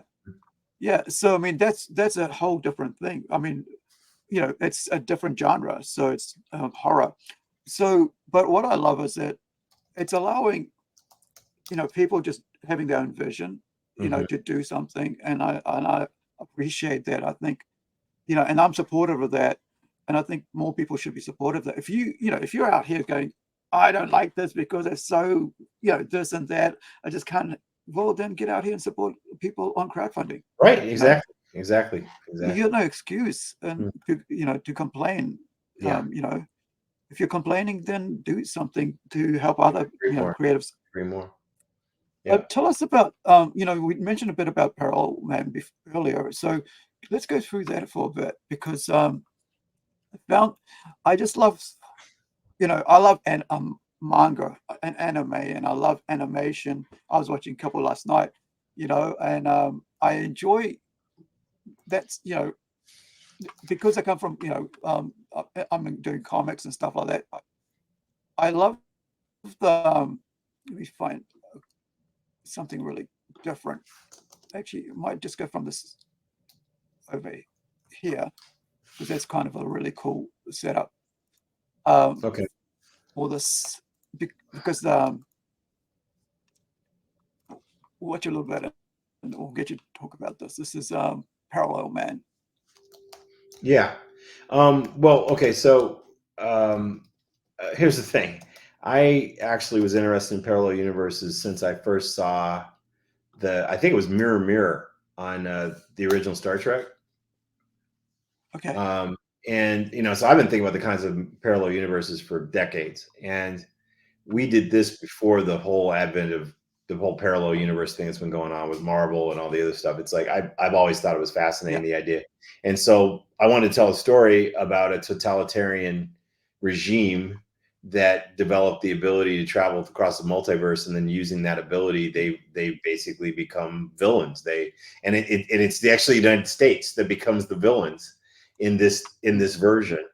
And this agent of that group, he starts to realize that how corrupt and evil the regime is, and he wants to take them down. And he starts aligning with a version of himself from our universe in this. And they basically assimilate different versions of Earth, in other universes, and ours was the next one they target. So this is actually him from another reality coming over to ours, finds this component that's been stored in our universe, hidden, and he there's a big chase that happens and stuff like that.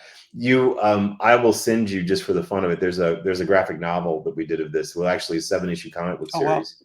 And a big graphic novel that turned out great, that was really, really cool, that tells this whole story. So you'll have to read it. I'll send you a PDF of it, so you yeah. We actually starting next Friday, we actually started doing a Huey's Review Comic Books show. Okay. And so I'll get one of the guys. I'll read it myself. Live on YouTube right now? Review. Is this live on YouTube, this channel? Yeah. Yeah. Okay. That's what I thought. Okay. Yeah. So I'm just playing it off dust there. But I want to talk about. Oh no, I mean your show right now. Yeah. We're live. Yeah, on YouTube. Yeah. Okay. Mm-hmm. Yeah. So what I was going to say is what I loved about it was the quality of the animation. Oh, thank you. Yeah. That was the first thing. I took it really, really seriously. I mean, all the design work, all the whole thing. It's like I wanted the backgrounds, for example, to feel like a painting, as opposed to, I wanted a very organic look and feel to this that didn't feel overly, I wanted it to feel human and organic and not so technical. Yeah. And that was a big part of this for me. It reminded me of some of the animations I used to see in the 70s when I was a kid. And I was thinking, how can I update that 70s sort of look and feel with modern animation and techniques and stuff? So that's how we got to this. So. I'm into parallel worlds, and just for the, I remember sometimes a few years back, I was having a dream, and I was in different, in my dream, I was in different universes. I was in London, in the 1800s, and then I was in the future, and there's ships flying around, and balloons and stuff, and then I'm back and now thing, and I was like, there's just that idea of that. It's like time travel, right? It's fascinating. It's super fascinating. It really is, So, yeah, no, I definitely think there's something to. Well, here's the thing: there could be many different types of parallel universes and parallel worlds. So the whole idea is to, I just wanted to tell a story that felt like it was rooted and interesting in the parallel universe milieu. That was the whole idea. So we're currently developing a feature of this with Polygon Pictures out of I was Tokyo. just going to ask about that. That's Yeah, awesome. yeah. So that's what we're working Brilliant. on right now, is getting that figured out. So I'm actually I broke the screenplay this year. So I kind of took the graphic novel, and my writing partner and I kind of rethought it and modernized it, and we're really happy with it. And Polygon likes it. So right after the first of the year, I'm going to start writing that script, and then we'll go into active development, figuring it all out and getting it together. So, you know, it probably won't be something we'll get to see for a couple of years, obviously, because animation takes a while, but we hope to have something greenlit by the end of next year and funded. That's awesome. Yeah. I mean, something like, the fact that it's such a, great story, great work on it. Like, this is from when? Like, when did you actually make this? Oh, I actually made that. It was 2014, 15. Yeah. So it's been around a while, and we were way ahead of our time. So I was here. You're ahead of your time. It's like, yeah. 1.6 million views, just on this site. I mean, I'm not sure, where else you've released it, but on Dust itself, it's 1.6 million views. Yeah, and we've got very good reviews too. People really like it. So, yeah, the comments are great. So, yeah, we'll do something more with it. It's coming. Okay, so next up, let's spend the next 10 minutes talking about the Kickstarter, and then we'll finish off with what I call words of wisdom, or the last words. Okay. And before we go, I just wanted to talk about the book. I'm going to let you say it. I'm going to have trouble with that. Persephone, right? Yeah, Persephone. Yeah. So where can they find the book? Like, it's not. We're holding off until the film is made. So it's Right. there will be, actually. There's going to be, Kevin Anderson is going to do a Kickstarter for the book, and that's going to be launching in about a month. So that'll be, because I got, this is the book right here that he and I did. So it's a really cool book. So we're gonna be releasing that via the Kickstarter, and the version of the book is going to be very special in that it's a prototype of the story based on an early draft of the script. The current draft of the script is very different. So if you get that, you'll get it kind of access to the taste of the world, but not the final movie. It's pretty cool. So that's awesome. Yeah. Thank you so much. I really appreciated that. I mean, it's just, I love going on these journeys with our guests, like yourself, because it's just, I think a lot of times, we don't know a person's journey. We just see the final work, and we don't, we think this is it. It's like, it's a product. And it's like, but then you see what the journey, I think, has brought you this far to this. And now we get to see you going further on after this as well, because you got the films coming out, and then to see Persephone as a book, and then also as a film. I just, is it, because it's Oceanus that's going to be a TV series, right? Boy, I sure hope so. We'll see what happens. I mean, right now we're targeting it to be a film, but I think there's all kinds of, I think once The Eagle Has Landed happens, I think it's going to open some doors for us to finally start to figure out what we can do with these things and turn them into something. These are original IPs. They're very well realized. We've got so much material we've created for each one. We just need somebody to give us a shot. That's what we're looking for, there's been a lot of reticence in Hollywood. I don't think it's because of the quality of the package. It just has to do with, who's in it, and that sort of thing. So if we can either find a way to do it independently, or get a voice in this place where people finally kind of start to take us seriously. The sad thing is, I'm not the only one in this position. I know some very talented filmmakers who have made great short films and created content, and even done independent features, and we're trying to get things moving. They couldn't do it. Super talented. It's just the system. It's a hard system. It really is. It's that whole reboot thing, isn't it?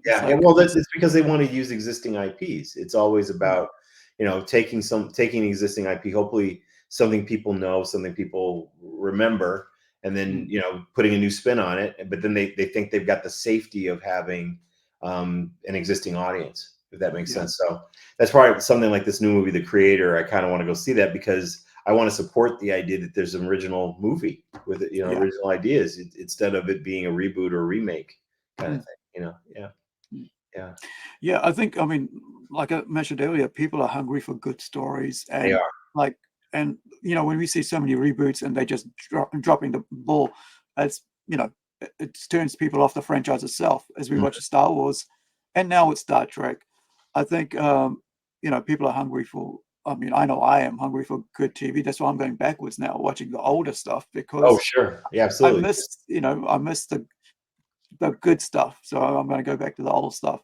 Yeah, But good. in finishing, I'll give you like this center stage. Basically, it's the last words. Where you have 3 to 5 minutes to say whatever you want, and we'll put you on full screen, and then you can take it away. Oh, well, first off, I want to thank you for giving me a shot here to tell my story. I mean, I've had very few people who have actually, it's one thing to talk about the content that you're doing right now, and it's another thing to have someone say, "Tell me about you. Tell me about your childhood. Tell me about, how did you get to be this guy now?"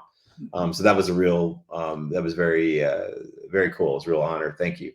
But I also I guess the thing I'd like to say to anybody who's wanting to create something or do it, you have to just follow through. You have to don't just talk about it. You have to figure it out, and you have to do it. You have to find a way. Whether it's through friends, family, whatever, you've got to find a way to get your vision put together, and you have to. The world needs us. It needs people to try to create things and create new ideas and to do it. And I think people would be surprised how many of them are creators. Actually, there's a big difference living in the world as a creator versus a consumer. And it's not that hard to consume. It's not that hard to critique, but it's very, very difficult to create. And I think more of us have the capability than we think. So my only suggestion is, if you think you have the potential to be a creator, do it. Make stuff. I mean, we'd be a better world if we had more creators and less consumers. Not that there's anything wrong with consuming, but I think being a creator and a thinker and originator there's something very special, and I think each of us have the seeds of that in us. Whether it doesn't necessarily have to be this kind of storytelling; it could be any type of art or so many different approaches and vocations. But try to create, try to find a way to make a mark on this world, a positive mark on this world, through your own hand, your own means. That would be my final word. So. Awesome. Thank you so much, Jeffrey. I really appreciate taking time from I know creatives are like I could be doing something and stuff, and oh you come up with a thought in the middle of something, and but you're like thank you for your amazing time and sharing your life with us, and Sure. I just hope all goes well, and more people in the last 10 days, as you said, like we'll get the word out, we'll start blasting it as much as possible, and because I think the more creative stuff the better, Yeah. more good stuff the better, I Yeah. think. Yep. Awesome. Absolutely. So I agree. Right. Well, thank you very much for having me. I Thank appreciate it. you. Okay. All right. All right, guys, ka kite anō. See you next time. We've got another interview later on this afternoon in New Zealand time. So everybody else on the Northern Hemisphere is probably sleeping. But we've got a friend of mine who's kind of come on and talk about his podcast where he just interviews local artists and A-list artists and so forth. So thank you so much. Thank you, Jeffrey, and everybody else. Go support The Eagle Has Landed. All right. Bye Thank for you. now.